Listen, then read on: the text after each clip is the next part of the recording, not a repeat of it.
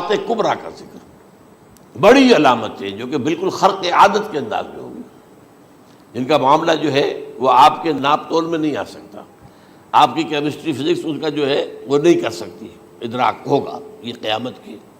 ان میں نمبر ایک کیا ہے؟ ایک بہت بڑا دھواں آئے گا، پوری دنیا کو لپیٹے گا۔ نمبر دو، دجال کا ظہور ہوگا، جو اپنی خدائی کا دعویٰ لے کر آئے گا اور بنوائے گا۔ امتیاز اپنا چینل کو سبسکرائب کریں اور بیل آئیکن کو دبائیں تاکہ آنے والی ویڈیو آپ تک آتی رہے۔ اس کے ہاتھ میں ہو جائیں گے، قبضے میں ہو جائیں گے سارے ذرائع پیداوار کے۔ اس کی طرف پہلا قدم اٹھ چکا ہو، ٹرپس کے نام سے معاہدہ ہو چکا ہے۔ کوئی ملک اپنا بیج پیدا نہیں کر سکتا ہو، یہ بیج ہم نے ڈیولپ کیے ہیں۔ ان کے ڈیولپمنٹ سے پہلے تم ایک ایکڑ سے کتنی گندم لیتے تھے، آج کتنی لے رہے ہو؟ کس بنا پر؟ جینیٹکس کا جو کام ہم نے کیا ہے اس کی بنا پر ہو رہا۔ ہاں تو ہمارا حق ہے، اس کی رائلٹی ہمارے پاس آنی چاہیے۔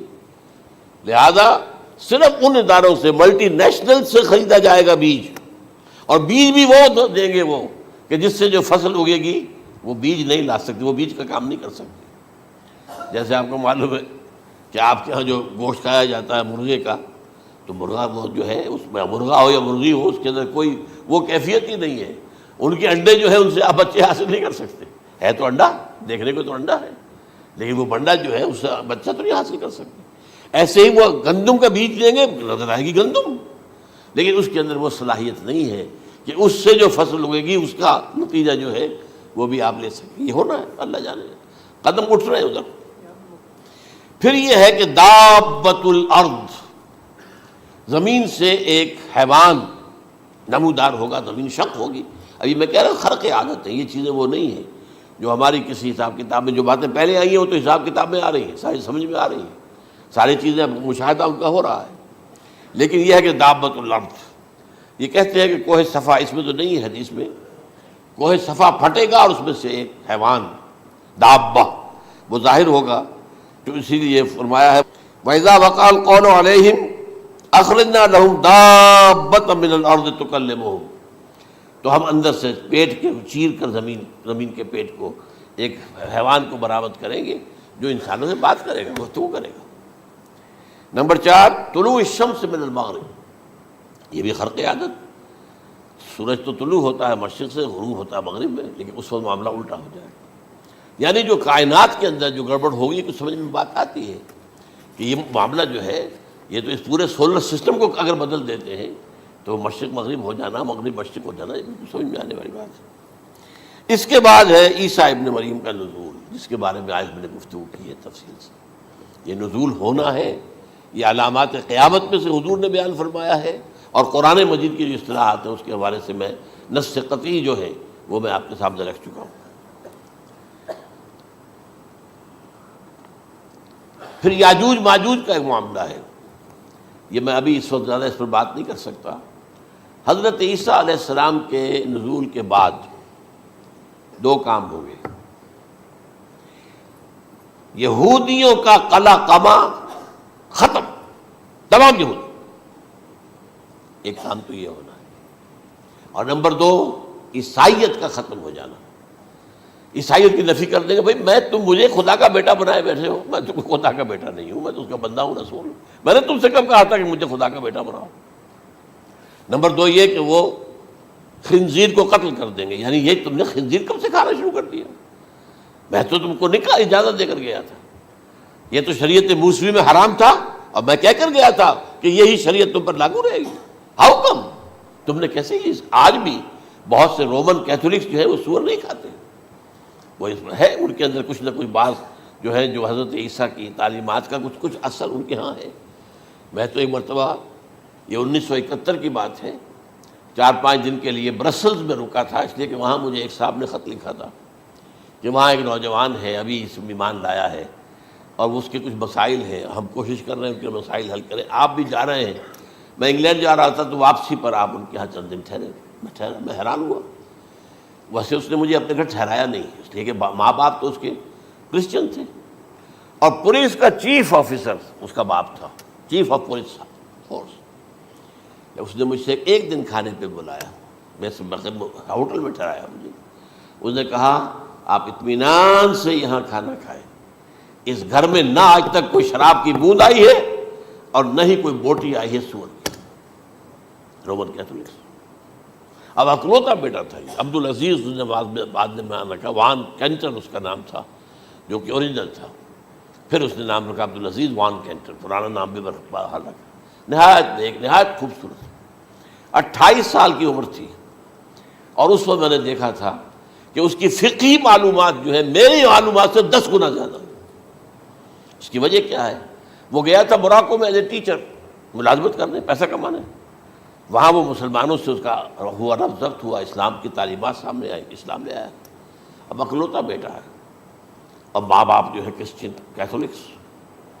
جب وہاں سے واپس آیا تو پھر کہتے ہیں کہ ہمارے درمیان ایک معاہدہ ہے، وی آر لیونگ ٹوگیدر، لیکن یہ معاہدہ ہے ہم مذہب پہ بات نہیں کریں گے، بس باقی جو بھی ہے وہ ساتھ رہ رہے ہیں۔ لیکن میں حیران ہوا، مجھے معلوم نہیں تھا۔ اچھا، اس کے بعد اس نے جب اسلام کا فیصلہ کیا تو اس کے سامنے سوال آیا کون سی فقہ اختیار کروں؟ تو اس نے بڑی جو ہے تھورو اسٹڈی کی ہے تمام فقہوں کی، کمپیریٹو اسٹڈی، ان کو کرنے کے بعد پھر فائنل فیصلہ اس کا یہ تھا کہ حنبلی فقہ میں اختیار کروں۔ چاروں فقہوں میں سب سے لیٹسٹ حنبلی ہے، یعنی حنفی نمبر 1، پھر مالکی نمبر 2، پھر اس کے بعد شافعی نمبر 3، پھر یہ امام احمد ابن حنبل ہے۔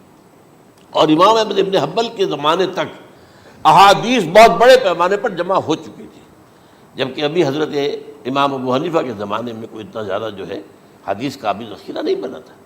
اسی پر تو لوگ حیران ہوتے ہیں کہ زیادہ حدیث امام ابو حنیفہ کے علم میں نہیں تھی، لیکن مجال ہے کہ ان کا کوئی فتویٰ جو ہے کتاب و حدیث کے، کتاب اور سنت کے خلاف ہو۔ اگرچہ انہوں نے صاف کہا کہ اگر تم پاؤ کوئی ایسی سچی حدیث، پختہ حدیث جو میری کسی رائے کے خلاف ہو تو میری رائے کو دیوار پر دے مارنا اور اس صحیح حدیث کی پیروی کرنا۔ لیکن ویسے اس کے بعد یہ کمال یہ ہے کہ بہت ہی کوئی شاذ معاملہ ہے کہ جس میں ان کا کوئی فتویٰ وہ کتاب و سنت کے منافی ہو یا سنت کے منافی ہو۔ کتاب پہ تو سوال پیدا نہیں ہوتا، کتاب تو ساری ان کے سامنے موجود تھی۔ اس کے بعد یہ ہے کہ یاجوج ماجوج، اصل میں بتا رہا تھا آپ کو کہ جب عیسائیت بھی ختم ہو گئی، یہود ویسے ختم ہو گئے، استیصال ہو گیا، جڑ کٹ گئی، اب عیسائیت گویا کہ اسلام میں ضم ہو گئی، عیسائیت مذہب ختم، یہودی خود ختم۔ اب یہ طاقت کتنی ہو جائے گی؟ تقریباً 2/3 دنیا آ گئی، تمام اب عیسائی 2 ارب کے قریب ہیں، 1 ارب 90 کروڑ ہوں گے، یا مسلمان بھی 1,50,60 لاکھ ہیں، دونوں کو جوڑ لیجیے کتنے ہو گئے؟ 6 ارب کل آبادی ہے۔ لیکن اس کے بعد آتا ہے یاجوج ماجوج کا خروج۔ یہ یاجوج ماجوج میرے نزدیک چائنا اور رشیا ہے، ان کی مجموعی طاقت اتنی ہوگی، اور یہ اس طرح آئیں گے ہر اونچائی پر سے اترتے ہوئے، پھسلتے ہوئے۔ جیسے 1962 میں جب وار ہوئی تھی بٹوین چائنا اینڈ انڈیا 1962 میں، تو وہ اس وقت کا نقشہ مجھے آج بھی اخبارات میں پڑھتا تھا تو یاد، waves after waves of Chinese soldiers were coming down the slopes of Himalayas۔ یہ تو وہ ہے نا جن کی تعداد کا کوئی حساب نہیں ہے، اور رشیا اور یہ مل کر جو ہے، میرا اندازہ یہ ہے کہ جب پہلے ملحمۃ العظمیٰ ہوگی وہ عیسائیوں اور مسلمانوں کے درمیان، اس وقت یہ دونوں پاورز نیوٹرل رہیں گی، لیکن غالباً یہ بات طے کر لیں گی کہ ویپنز آف ورلڈ جو ہے ماس ڈسٹرکشن، یہ استعمال مت کرنا۔ اگر یہ ویپنز آف ماس ڈسٹرکشن استعمال کرو گے تو ہم میدان میں آ جائیں گے۔ اس میں وہ جنگ جب ہو چکے گی، پھر حضرت عیسیٰ کو فتح حاصل ہو جائے گی، اور پھر یہ کہ یہودیت ختم ہو جائے گی، عیسائیت بطور مذہب ختم ہو کر اسلام میں ضم ہو جائے گا، پھر وہ 40 برس کا عہد حکومت ہے حضرت عیسیٰ علیہ السلام۔ لیکن جب یہ فتح ہو جائے گی ان پر، اب یاجوج ماجوج آئیں گے، اور اتنی تعداد میں آئیں گے کہ بحیرہ طبریہ جو ہے اس کا سارا پانی پی جائیں گے۔ یہ تو اگر آپ کو کبھی اندازہ ہو یا کوئی آپ جانیں ان لوگوں کو جو ان چینیوں سے واقف ہیں، وہ کہتے ہیں زمین پر ہلتی ہوئی کوئی چیزوں سے وہ چھوڑی چھوڑ کے کھا جائیں گے۔ جہاں وہ جاتے ہیں ایز اے لیبرر، وہاں کے جو سارے کتے ہیں ختم، ساری بلیاں ختم، ہر شے وہ جو سانپ کھاتے ہیں، ہر چیز کھاتے ہیں، اور یہ تمام ایسٹرن کنٹریز کے اندر ہوتا ہے، بڑی ڈیلیشس ڈشز ہیں یہ سانپ وغیرہ وغیرہ، اور یہ جس طرح کھا جائے، پانی پیا ایک قطرہ نہیں رہے گا اس پر. تو پھر جو ہے اللہ تعالیٰ اس وقت جو ہے اس میں ایک ایسی بیماری پیدا کرے گا، یہ سب مر جائیں. یہ معجزے سے ہوگا، یعنی ان کے اوپر فتح جو ہے وہ عام لڑائی کے ذریعے سے نہیں ہوگی، بلکہ اس کے اوپر فتح جو ہوگی وہ اللہ تعالیٰ سے بوجھ، ایک بیماری پیدا ہوگی، سب مر جائیں گے. اور اس کے بعد اللہ تعالیٰ ایسے پرندے بھیجے گا بڑی لمبی لمبی گردنوں والے، وہ ان سب کو کھا جائیں گے. جیسے ہمارے ہاں گدھ ہوتے ہیں وہ ان کو صاف کر دیں گے. ورنہ تو یہ ہے کہ پوری دنیا کے اندر جو بدبو اور جو پیدا ہوتا معاملہ اس سے، تو اس نوع انسانی کی بقا ممکن نہیں تھی. ان کے خاتمے کے بعد پھر یہ ہوگا کہ حکومت اسلامی جو ہے پوری دنیا میں حضرت مسیح علیہ السلام کی ہوگی. 45 برس وہ رہیں گے، اسی میں وہ کہلن بھی آ جائے گا، وہ فی المہد و کہلن جو میں نے شروع میں بیان کیا تھا. اسی میں پھر یہ ہے کہ وہ شادی بھی کریں گے، ان کی اولاد بھی ہوگی، اور پھر ان کا انتقال ہوگا تو حضرت حضور صلی اللہ علیہ وسلم کے حجرے میں، وہیں پر جہاں حضور اور ابو بکر اور عمر رضی اللہ تعالیٰ عنہم دفن، وہیں پہ ان کو دفن کیا جائے گا. اور قیامت کے دن حضور فرماتے ہیں کہ میں اور یہ تینوں ساتھ نکلیں گے. تو یہ ہے والات و واقعات. بہرحال اس میں یہ ہے کہ یہ نوٹ کر لیجئے کہ جہاں تک ہمارے ہاں آج کل کا معاملہ ہے، میرے نزدیک میں یہ کہنے پر مجبور ہوں، جو رفع و نزول مسیح کو نہیں مانتا وہ کم سے کم منکر حدیث ضرور ہے. میں اس سے کم کا فتویٰ نہیں دے سکتا. اب یہ ہے کہ جو لوگ مہدی کو نہیں مانتے ان کا معاملہ میں مختلف سمجھتا ہوں. چند منٹ لے رہا ہوں آپ کے اور، اس لیے کہ ان کی حدیثیں صحیحین میں نہیں ہیں، بخاری مسلم میں نہیں، اور یہ کہ بہرحال ان کا معاملہ جو ہے وہ ایسا نہیں ہے حضرت عیسیٰ کا. حضرت عیسیٰ کے آنے کا جو کچھ ہوگا وہ تو میں نے آپ کے سامنے بیان کر دیا. لیکن یہ ہے کہ حضرت مہدی ہمارے نزدیک اس میں خرق عادت کوئی ہے ہی نہیں. جیسے ہر صدی کے مجدد ہوتے ہیں، آخری صدی کے مجدد وہ ہوں گے، اور میرے نزدیک یہی آخری صدی ہے، اور اسی میں حضرت مہدی کا ظہور ہو جانا. سعودی عرب میں کوئی خانہ جنگی ہوگی کسی بادشاہ کے انتقال پر، اور پھر اس وقت یہ ظاہر ہوں گے. اس وقت ملک کے حالات کو سنبھالنے کے لیے لوگ ان کو زبردستی نکالیں گے، چھپے ہوئے ہوں گے ایک گھر میں. یہ حضرت ام سلمہ رضی اللہ تعالی عنہ کی روایت ہے کہ ایک بادشاہ کے انتقال پر یہ خانہ جنگی ہو جائے گی، اور ایک شخص مدینے سے بھاگ کر مکے میں چھپ جائے گا. یہ تو ہے ان کے الفاظ، میں توجیہ کر رہا ہوں. یہ لوگ ان کی طرف دیکھ رہے ہوں گے کہ یہ جو وقت آیا ہے فتنے کا ہماری قوم پر، ہمارے ملک پر، تو ان کی شخصیت ایسی ہے کہ یہ بیچ میں آئیں، صلح صفائی کرائیں، اور وہ جو ہے اس ذمہ داری سے بچ کر بھاگیں گے اور جا کر مکے میں چھپ جائیں گے.